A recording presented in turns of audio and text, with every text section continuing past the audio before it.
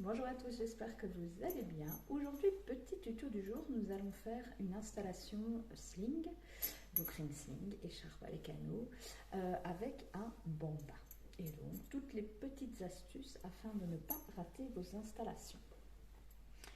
J'aurais pu déjà me le monter, mais au moins ça vous fait une petite redite. Donc l'accordéon, mes anneaux qui passent par au-dessus.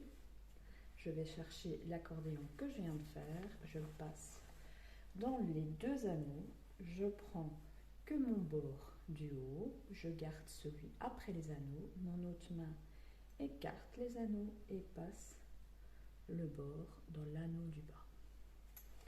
Et on fait venir le reste du tissu. On va faire la place de bébé, ici en l'occurrence un bambin. Dites-vous entre la poitrine et la hanche. Une fois que ça c'est fait, qu'on a fait la place, on va pouvoir vérifier que notre chouchou est bien en place. Donc moi je passe toujours mon pouce et mon autre main, hop, déploie pour que je puisse revoir, ourler. Et voilà. Alors ici pour une fois ce sera un sling à plis cousu. Donc ça s'étale un peu moins sur l'épaule. Okay. Mais le principe en soi reste le même. Donc je dégage bien ma nuque et je vais pouvoir aller chercher mon bébé. Juste petite précision, donc ce sera avec un bambin mais qu'on va installer pour le coup sur la hanche. D'accord? Hop, comme d'habitude, vous allez me répondre et tous mes hop, vous prenez l'habitude. Allez, je soulève mon bambin, je vais chercher la corde, ces deux jambes. Bon, s'il est très très grand, parfois une jambe et puis l'autre. Hein. Et je vais aller le placer directement hop, sur ma hanche. Et je le laisse bien se poser. Je ne vais pas trop vite, justement. Supposons que mes anneaux sont trop descendus, je vais déjà le faire maintenant. Et hop, je vais remonter mes anneaux à hauteur de clavicule. Je laisse à nouveau poser mon bébé et je vais pouvoir aller chercher le tissu dont j'ai besoin. Nous avons un bambin. Un bambin, bien souvent, donc une fois qu'il a une bonne tonicité du dos, il aime bien avoir ses mains en dehors. On accepte, d'accord? Ce que je veux dans ce cas, c'est d'être sûr d'avoir, pour la suite, le bord qu'il me faut jusque sa nuque.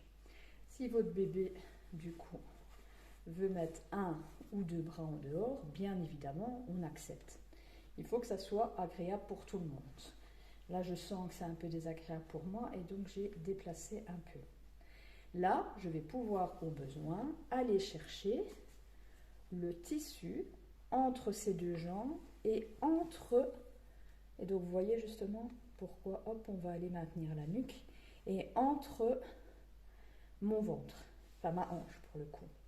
Et je vais pouvoir reformer l'assise. Je veux toujours que ça arrive creux du genou, creux du genou.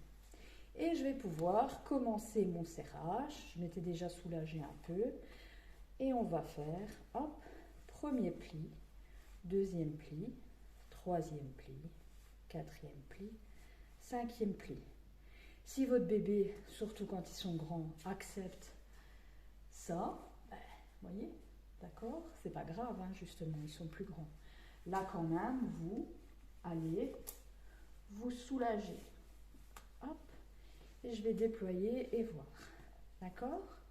Supposons que maintenant, justement, votre bébé s'est apaisé, endormi.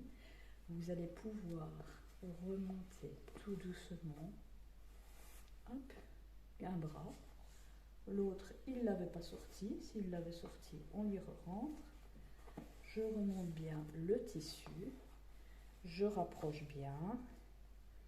Et je vais pouvoir serrer ce qui m'avait manqué. J'attrape ici tout ce qui va me manquer. Et donc en gros, c'est le reste. On y va toujours par étapes, surtout quand un bébé est endormi, on n'y va pas trop vite. Voilà, mon bébé est installé. J'espère que ce petit tuto vous aura plu. Portez-vous bien et à la prochaine!